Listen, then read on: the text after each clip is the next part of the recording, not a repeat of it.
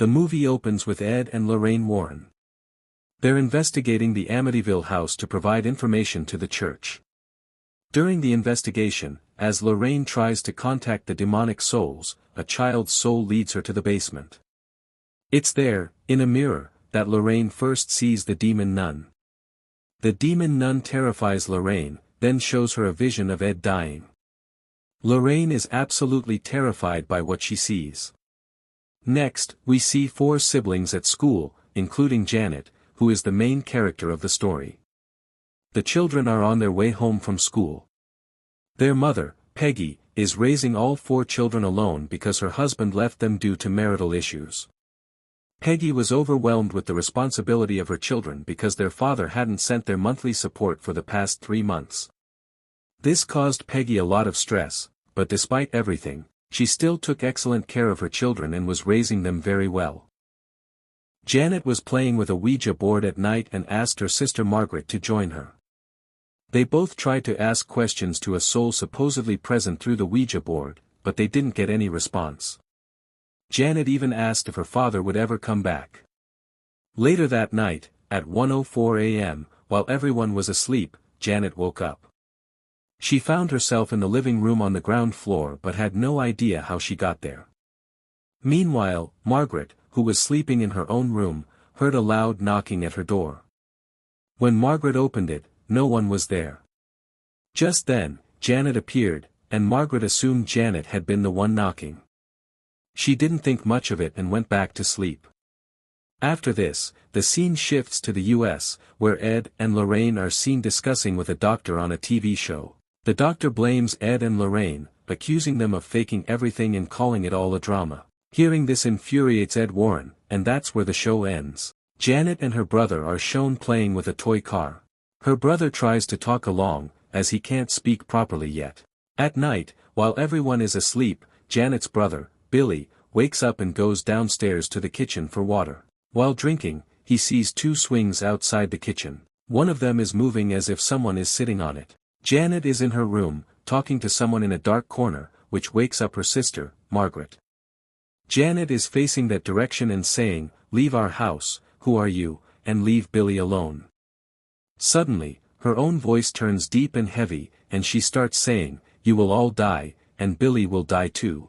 Margaret goes to Janet and puts her back to sleep, then returns to her own bed and falls asleep. Janet rushes to Margaret's bed and yells, "Stay away from Billy and leave us alone." Margaret, enraged, shouts back at Janet, "Stay away from Billy. Leave us alone, you idiot. Shut up, bitch. There's no one here." Just then, an old man's voice calls out from that same corner, "Get out of my house. Leave now." Margaret is terrified. She immediately turns on the light, but there's no one there. As Billy heads upstairs after getting a drink of water, he sees someone on the living room sofa.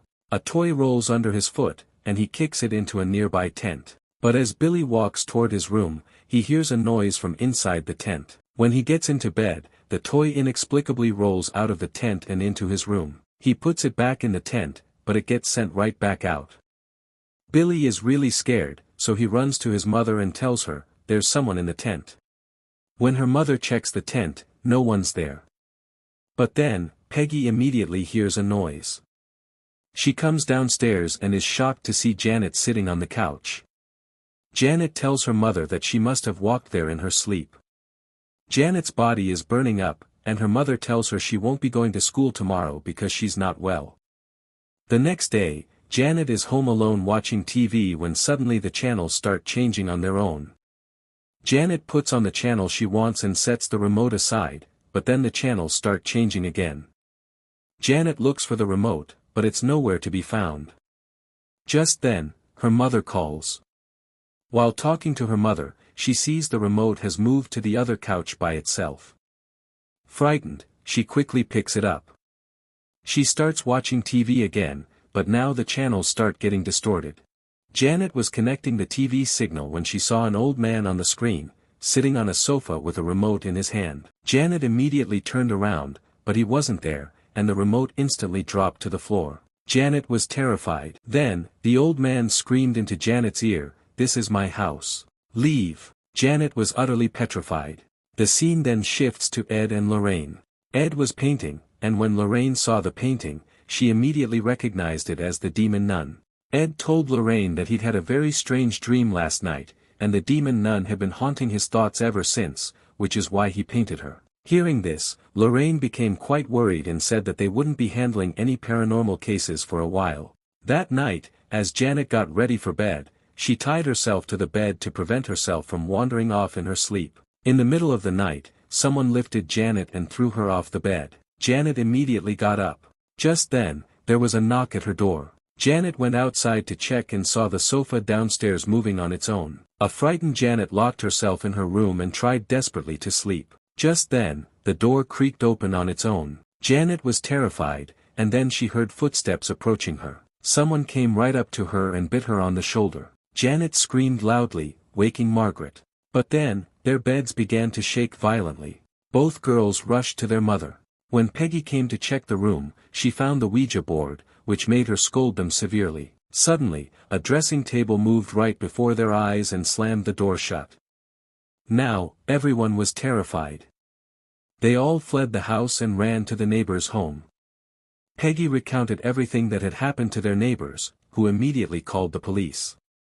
As the police were searching the house, they heard noises coming from inside the walls, and then a chair appeared to move on its own. The police told Peggy that this case was beyond their capabilities. As they left, a female officer advised Peggy to seek help from the church. Later, Lorraine appeared with her son and had another vision. In it, the same demonic nun severely frightened Lorraine. When Lorraine asks who she is, Lorraine is simultaneously tearing pages from her Bible with her pen. Lorraine then asks again what she wants, and the entity once again shows her a vision of Ed's death. When Lorraine comes out of the vision, she's severely shaken, and her daughter brings her back to consciousness. A TV show offers Peggy an interview with Janet and Margaret. During the interview, the anchor asks if any spirits are present to make contact. Suddenly, Janet's voice changes on its own. Janet speaks in the voice of an old man. The old man says his name is Bill, and that he first went blind and then died on that corner sofa because of Bryn Hannerich. He also says he loves hearing the Orson family's screams. Everyone present is shocked and disturbed by what's unfolding before them. Afterward, the anchor expresses support for the family regarding the paranormal activities they're experiencing. However, one of their partners claims Janet is just being dramatic. The interview also features witnesses who describe the paranormal activities happening in the house. The crooked man's grip. That night, Peggy and her 4 children were sleeping at a neighbor's house when the crooked man violently possessed Janet. He tried to harm the children of the family she was staying with, and Janet was completely under his control at that moment. She then collapsed, unconscious. It was also revealed that, in addition to the old man's soul, the crooked man's soul was present in the house. Father Ed played a tape for Lorraine Warren that contained Janet's recorded voice. When they both heard the voice, they also thought it sounded like an old man. Father Ed then explained that it was actually the voice of an 11-year-old girl. He told them, "I want both of you to go to England and take on this family's issue." A reluctant agreement. Lorraine, who wasn't eager to handle these kinds of cases at the time, initially refused Ed. She told him that the demon in the painting she had made was real, and that she had actually seen it. She also revealed to Ed where she had encountered that demon nun and showed him a vision of his death. Ed, however, convinced Lorraine that a family needed their help and that they should assist them. Lorraine finally agreed. Ed and Lorraine Warren then arrived in England. When they went to the family's house, Peggy showed them Janet's room, which had many crosses plastered on the walls. Peggy tells Ed that she put all those things up to try and lessen the devil's power. But even with them there, the voices kept coming, and Peggy would lock the room again. Peggy also shows them the sofa they'd mentioned many times before. Janet tearfully tells Lorraine that she couldn't sleep all night. She says she used to fall asleep in school, but now she's not even going to school anymore. Lorraine asks Janet about the old man's voice coming from inside her. Ed and Lorraine have Janet sit on the sofa, the one they'd previously discussed, to try and get proof for the church. They attempt to contact the spirits. Janet tells them that the devil won't speak unless they look directly into its eyes. Everyone then turns their faces away, and Ed questions the soul, which then responds. The soul says it came there to visit its family. Ed then shows it the cross, which frightens the soul, and it starts screaming, "Let me go. Save me." She returns to normal and spits out the water. Lorraine says she hasn't sensed any supernatural presence yet. Later that night, Janet wakes up to find herself hanging upside down from the ceiling of the downstairs room. The ghost of the old man is sitting on the corner sofa. He pulls Janet upwards, and she ends up back in her room. All the crosses in her room turn upside down. Suddenly, the old man's soul attacks Janet, terrifying her. Janet's scream wakes up Peggy, who can easily see the ghost in the room. Just then, Ed and Lorraine Warren arrive. Ed opens the door and goes inside, and they save her life. The old man's soul hadn't seen them.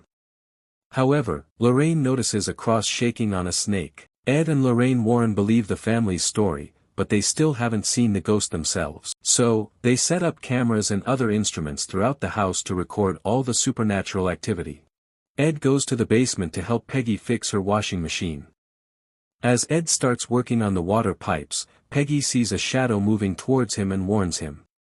When they turn around, no one is there. Suddenly, the old man's ghost attacks Peggy, biting her hand.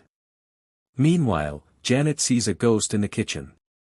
Benny heads towards it to confront it, despite Janet's strong protests.